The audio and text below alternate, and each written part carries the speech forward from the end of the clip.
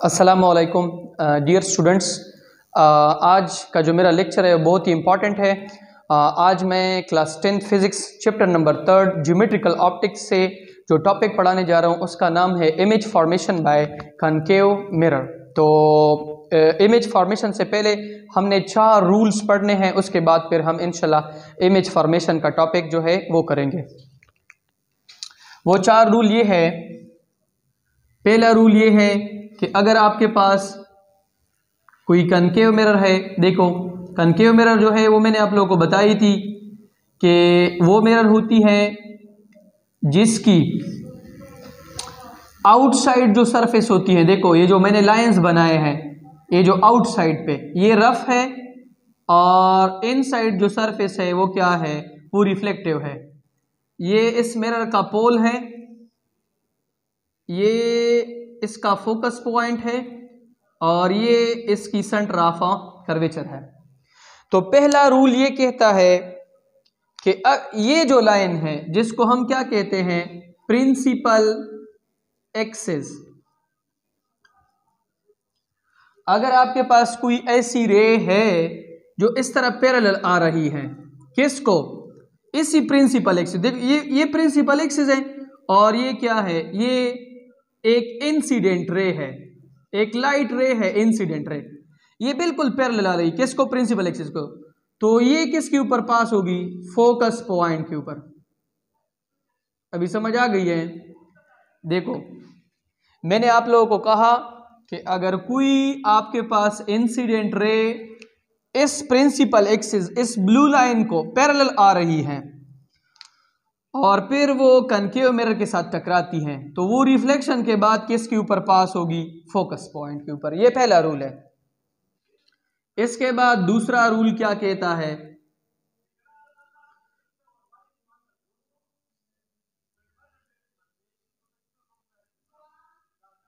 दूसरा रूल हमें कहता है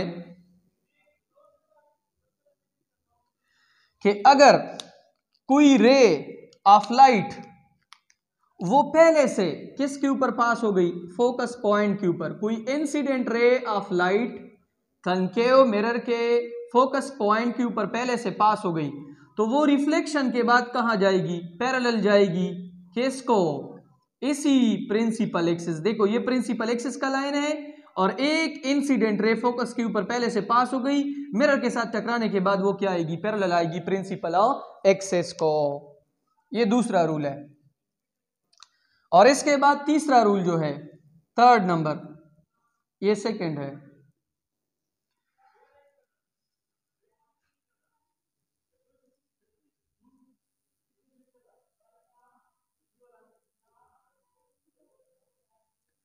अच्छा, अभी 3rd नंबर रूल क्या कहता है, ये आपके पास फोकस है, this is your centre of curvature, this is पोल।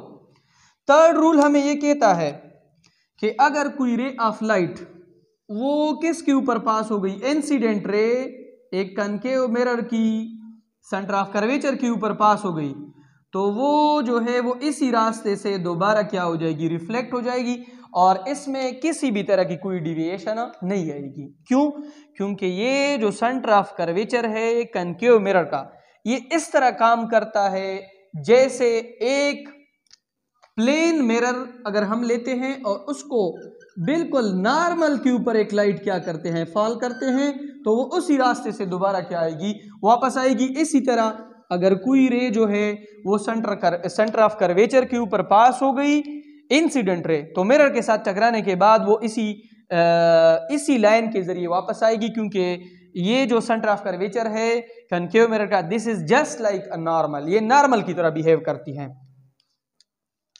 अच्छा, अब इसके बाद 4th रूल है जिसको हम फाइनल रूल कहेंगे। 4th और फाइनल रूल हमें क्या कहता है,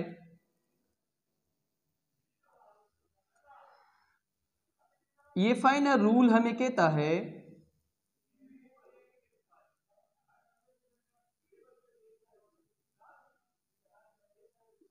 कि अगर आपके पास कोई रे ऑफ लाइट जो है वो एक कनकेव मिरर के पोल के साथ टकराती है, एक इंसिडेंट रे ऑफ लाइट वो एक कनकेव मिरर के पोल के साथ टकराती है, देखो पोल, तो जिस एंगल से ये इंसिडेंट हो जाती है उसी से दोबारा क्या हो जाएगी, रिफ्लेक्ट हो जाएगी। अभी समझ आ गई है कि अगर कोई इंसिडेंट रे पोल के साथ टकराती है एक कनकेव मिरर की, तो वो उसी एंगल के साथ क्या हो जाएगी, रिफ्लेक्ट हो जाएगी जिस एंगल के साथ ये इंसिडेंट होती है, और ये सेकंड लॉ ऑफ रिफ्लेक्शन को फॉलो करेगी। Angle of incidence will be equal to angle of reflection. अच्छा, तो अभी रूल्स पढ़ने के बाद हम इमेज फॉर्मेशन की तरफ आते हैं। तो इसमें पहला जो इमेज है उसमें मैंने लिखा है कि when object is placed beyond centre of curvature. अगर आप ऑब्जेक्ट को सेंटर ऑफ कर्वेचर की किधर कर रखो, पीछे, देखो ये आपका सेंटर ऑफ कर्वेचर है और हमारा ऑब्जेक्ट जो है, ये आपका ऑब्जेक्ट है, वो किधर खड़ा है, पीछे, और ऑब्जेक्ट का नाम क्या है, ए बी। अच्छा, तो मैं क्या करूंगा कि पहले रूल को यूज करूंगा। अगर कोई रे आपके पास इस तरह बिल्कुल पैरेलल आ रही है, किसको, प्रिंसिपल एक्सिस को, ये इंसिडेंट रे है और ये पैरेलल किसको आ रही है, देखो this is principal line and this is incident ray, तो ये रिफ्लेक्शन के बाद किसके ऊपर पास होगी, फोकस। देखो फोकस के ऊपर क्या हो गई, पास हो गई, कौन सी रे, रिफ्लेक्टेड। अच्छा, उसके बाद मैंने आप लोगों को कहा था कि अगर कोई रे किसके ऊपर पास हो जाती है, डायरेक्टली फोकस, ये आपकी इंसिडेंट रे है, तो वो रिफ्लेक्शन के बाद कहां पे आएगी, पैरेलल आएगी प्रिंसिपल एक्सिस को। देखो ये आपके पास पैरेलल आ गई, किसको, प्रिंसिपल एक्सिस को, ये आपकी इंसिडेंट रे थी और ये कौन सी है, रिफ्लेक्टेड। और यहाँ पे आपकी रेज क्या हो गई, इंटरसेक्ट हो गई। जहां पे आपकी रेज मीट हो जाती है, इंटरसेक्ट हो जाती है, वहां पे आपकी इमेज क्या हो जाती है, बन जाती है। और यहाँ पे बहुत सारे स्टूडेंट फिर क्वेश्चन करते हैं कि ये इन्वर्टेड कैसे है। अगर आप लोग देखो ये वाली जो रे है ये किधर जा रही है, देखो ये इस तरह बिल्कुल नीचे, ये आपकी क्या है, ये आपकी इमेज है। देखो ये ऑब्जेक्ट है और ये क्या है, इमेज है। यहां पे आपकी रेज इंटरसेक्ट हो गई और यहां पे आपकी क्या हो गई, इमेज बन गई, और ये आपकी ऑब्जेक्ट है। अभी हमने क्या करना है, पहले हमने हेडिंग देनी है image position.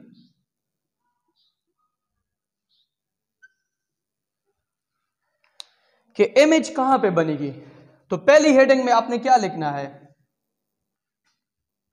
Image will be formed, image will be formed between F and C, between F and C। अगर आपकी ऑब्जेक्ट जो है वो सेंटर ऑफ कर्वेचर के पीछे है तो आपकी इमेज कहां पे बनेगी, सेंटर ऑफ कर्वेचर और फोकस पॉइंट के बीच में। अब इमेज की प्रॉपर्टीज है,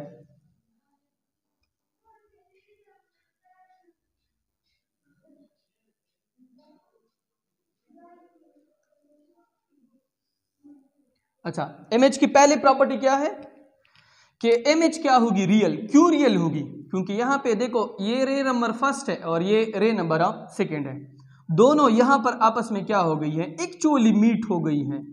एक्चुअली जहां पे रेज एक्चुअली मीट करती हैं तो वहां पे जो इमेज बनता है वो क्या होता है, रियल। तो मैं यहां पे क्या लिखूंगा कि इमेज प्रॉपर्टी में क्या लिखूंगा कि इमेज क्या होगा, इमेज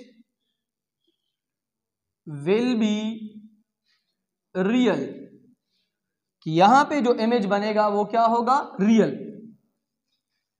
और उसके बाद अगली कौन सी प्रॉपर्टी है कि अगर आप लोग देखो इमेज जो है उसमें ये वाली रे नीचे जा रही है और ये किधर जा रही है, ऊपर, तो इमेज कैसे बन रहा है, इन्वर्टेड। इन्वर्टेड इसी वजह से बनेगा, देखो अगर आपके पास ये पेन है, आप इनकी इमेज जो है वो बनाना चाहते हो, किस तरह बनाओगे, एक रे आपके पास किधर आएगी, नीचे, और एक किधर जाएगी, ऊपर जाएगी, तभी ये रे आपस में क्या करेगी, इंटरसेक्ट करेगी। अगर आप इस तरह पैरेलल रेज जो है इनसे निकालते हो तो कभी भी इंटरसेक्ट नहीं कर पाएगी और कभी भी इमेज नहीं बनाएगी। अच्छा, image will be real, image will be inverted, image क्या होगा, इन्वर्टेड होगा। अब इसके बाद इसकी मैग्निफिकेशन आ गई, इमेज रियल है, इमेज क्या है, इन्वर्टेड है, और इमेज डिमिनिश्ड होगा, क्या होगा, डिमिनिश्ड। डिमिनिश का क्या मतलब है कि साइज में बहुत ही क्या होगा, स्मॉल होगा। देखो ऑब्जेक्ट बड़ा है और इमेज क्या है, छोटा है। अब इसकी मैग्निफिकेशन है m, मैग्निफिकेशन इसकी क्या होगी, पॉजिटिव। क्यों? अपने साथ याद रखना है कि ये जो लाइन है, ये इस लाइन से जो भी इमेज नीचे बनेगी उसकी मैग्निफिकेशन क्या होगी, नेगेटिव। नेगेटिव, पॉजिटिव नहीं, नेगेटिव होगी। और मैग्निफिकेशन जो है वो 1 से क्या होगी, कम होगी। मैग्निफिकेशन जो है विल बी लेस देन 1। क्यों? क्योंकि मैग्निफिकेशन का फार्मूला है height of image divided by height of object. अब अगर आप लोग ऑब्जेक्ट की हाइट ले लो, वो लेट सपोज मैंने कंसिडर की है 2 सेंटीमीटर, इमेज थोड़ा छोटा है, उसकी जो हाइट ऑफ इमेज मैंने कंसिडर की है 1 सेंटीमीटर, तो आपके पास क्या आ रहा है, हाइट ऑफ इमेज कितनी है 1 और हाइट ऑफ ऑब्जेक्ट 2, 1/2 0.5, तो ये 1 से क्या है, लेस है। ठीक है, तो आगे के जो इमेजेस है वो इंशाल्लाह मैं नेक्स्ट वीडियो में अपलोड करूंगा।